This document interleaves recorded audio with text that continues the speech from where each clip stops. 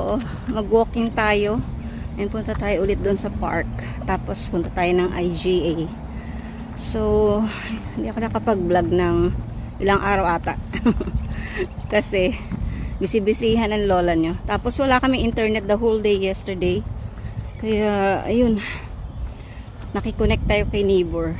Tapos, yesterday din, nakapagpadala tayo ng pambili ng battery para dun sa school ng Bitek, para sa kanilang solar. So, nagtulong kami ni Jessie Peralejo ba yun? Basta yun, ni Jessie. At yun, si John Carroll Vlog yung nag-asikaso nun. So, lagay ko dyan yung clip nung ginawa nilang pagbili at the same time nadala nila sa school. And yung isa din for Kakoy na for this month August, napadala na rin ni John Carroll. Salamat talaga kay John Carroll kasi siya talaga yung ating tigalakad. So yung grocery ni Kakoy na receive na rin niya. Nabilhan na natin siya ng supply niya for this month. And ayun, ilalagay ko na lang din yan yung clip. And since wala tayong work, gagawa natin ng paraan para makatulong tayo kay Kakoy kasi gusto ko sana siyang kahit pa paano mabigyan ng konting grocery every month. So yan, pag-pray nyo na lang din ako na hindi yan, pag-pray nyo na lang din ako na yun, tuloy-tuloy yung ating pagtulong sa kanya. And maraming salamat po sa mga sumusupport sa channel ko and sa mga videos na nagpo-promote at nag-share at in due time makakabawi din ako sa inyo. So exercise muna tayo. Nandito na tayo sa park. So I'll see you later. Nandito na tayo guys, pero wala yung mga cows. Hindi ko alam kung nasan sila. Kahapon din nandito ako, wala sila. I'm not sure kung nandun sila sa shed. Pero imposible namang hindi sila palabasin. Baka nag-travel na sila. Yan, since kahapon hindi ko sila nakikita. And merong tao sa park. May mga kids. Mag-aano lang, mag-walking. Kailangan kong mag-walk. Walk. Daming poops dito. Hindi ko alam kung nagpo-poops dito. Kung aso ba or what. Kaya, let's see. Naman niya. Hindi ako nagtagal dun sa sa park kasi nandun yung mag-ina, nahiya ako. Occupied nila yung basketball area. Dun ako nag-walk. Ayun yung lemons. Ang daming lemon. Meron pa siya dun. Ayun. Wala talaga yung mga cows. Ayan. Bakante yung wala kayo nakikita. So let's go sa IGA tayo.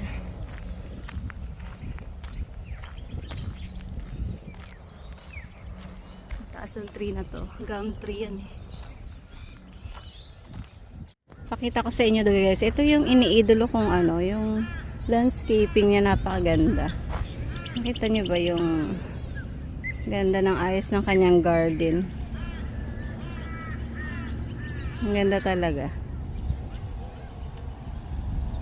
Gusto ko siya kasi nakaka-relax yung tingnan yung view ng bahay niya.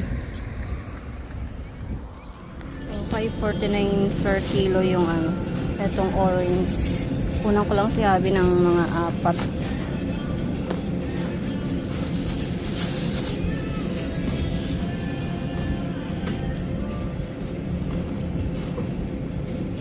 Ayan. Meron sana dito kaso maliliit. 5.90 lang. O kaya kunin natin.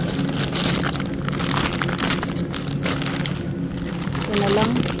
Mas makakatipid tayo pag ito kasi. Ito kasi medyo mahal. 4 pieces, malamang 1 kilo na din ito. Yan o, 5.49. So, bumili ako ng croissant. Yun na lang ang ano ko ngayon. Lunch. Lagyan natin ng ham at saka cheese. Rin tayo nitong whiskas casserole para kay Tom. Beef casserole. Beans. Parang hindi ko na yata kaya buhatin to.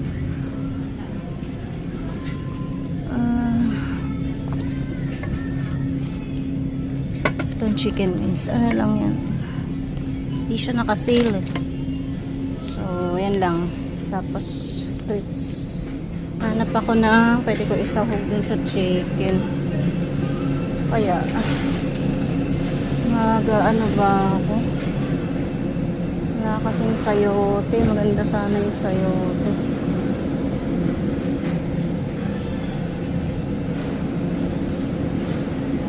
Ito yung mga tinatawag nilang ano, bagsak presyo.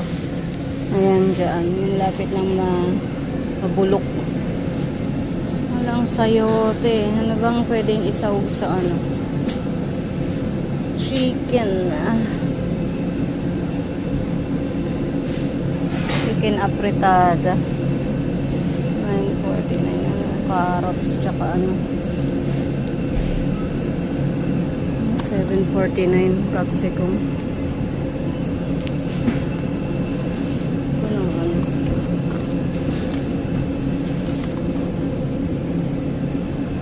Capsicum. Tapos carrots. Carrot.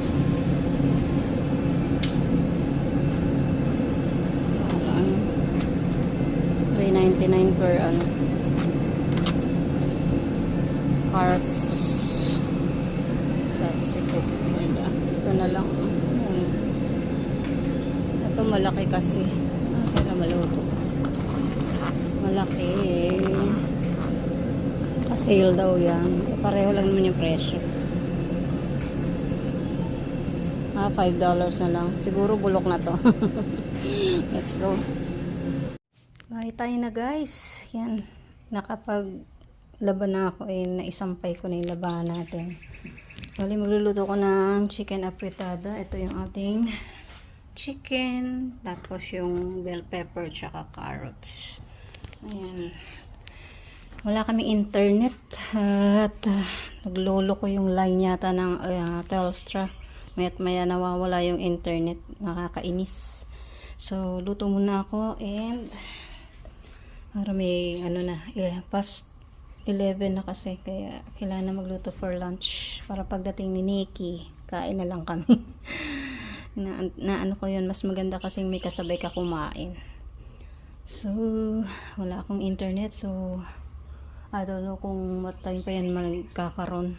Kasi kahapon, almost 6 hours na wala.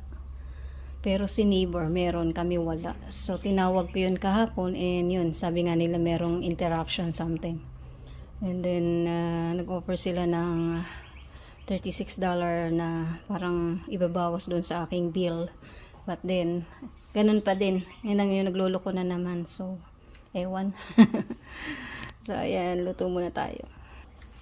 So, oil lang. Gigisa lang natin yung, bawang sibuyas kamatis, tapos yung chicken. Mainit na yung kawali. Lagay na natin yung ating sibuyas at bawang.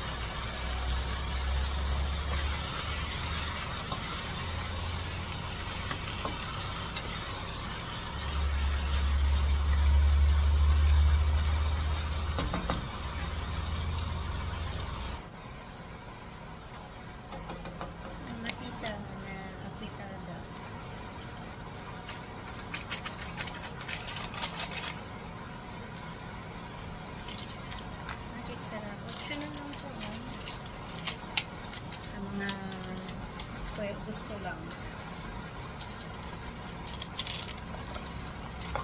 Half lang yung nilagay. Wala pa nga yatang half yun. Tapos, lagyan natin yung carrots.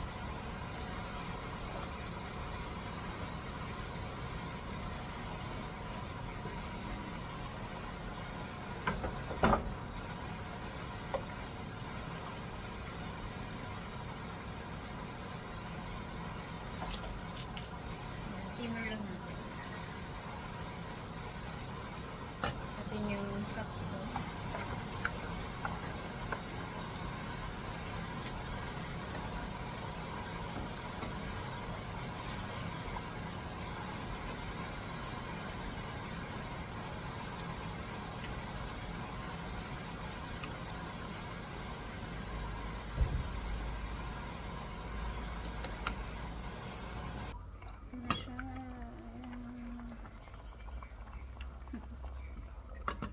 So, sisimmer lang natin. Tapos later. Ito na po yung clip na sinasabi ko na nag-grocery po si John Carl Vlog para po kay Kakoy. Ito po yung supply ng grocery niya for the month of August. So, yan po. And dadali na rin po niya yan kay Kakoy. And natutuwa na naman yung batang yan kasi meron na naman siyang mga masasarap na malalambot na food. Yun kasi yung hilig niya at yun yung dapat niyang kainin kasi nahihirapan siya maghuya at lumunok. So, yan yung mga nabili ni John Carroll and mostly mga noodles at saka mga mamon. Yan. And may juices din siya and diaper and of course rice. So, yan. Thank you so much John Carroll for helping me. Maraming salamat po Ma'am Jello sa ibinigay niyo po ulit na tulong para kay Kakoy. Maraming salamat po. Salamat po at hindi po kayo nagsawang tumulong kay Kakoy. Si Kakoy, Ma'am Jello, ayan. Tuwa na naman yan, oh. May pagkain na naman siyang malambot. Ayan po, Ma'am Jello, may mga dilata rin po. Model sa Canton, Lucky Me, ayan. Karamihan pong binili ko talaga, may sesto po siya. Tapos yung dots, dalawa. Lahat po yan, mga malalambot na po. Kasi hindi nga po siya nakakain ng pulis. Salamat po ulit, Ma'am Jello, ha. Sa tuwa na siya. Si Kakoy. Buti po, nandito sila ngayon sa kubo. Hindi po doon sa bahay nila sa taas kasi malayo at umulan, maputik. Kaya hindi na po natin nahihatid doon yung tubig. Dito na lang po sa kubo nila. Salamat po ulit, Ma'am Jello. Ayan, nalaman natin through John Carroll na nangangailangan ng BTEC Elementary School ng battery para doon sa solar nila, doon sa school. So, ayan, nagtulong kami ni Jessie Peralejo para makabili kami ng battery for the school kasi kawawa naman sila kung wala silang solar.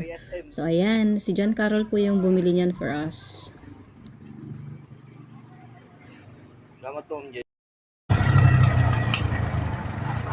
Paahon na mo, Ma'am Jello. Ito yung battery. Ito yung heading na sila sa school para ihatid yung battery.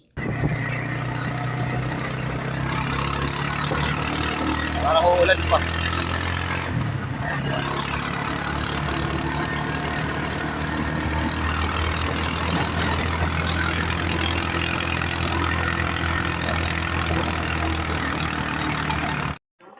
Yun po, Ma'am Jello, ihatid ko na po dito. Nandito na po. Bali, isang battery po yung ihatid natin pa. Nandun pa isa sa baba. Mahirap po kasi sa motor. Kaya, yan teacher. Salamat naman po sila. Ayaw lang po magpakita ng teacher sa camera kasi nag-ano rin po yung kanilang principal.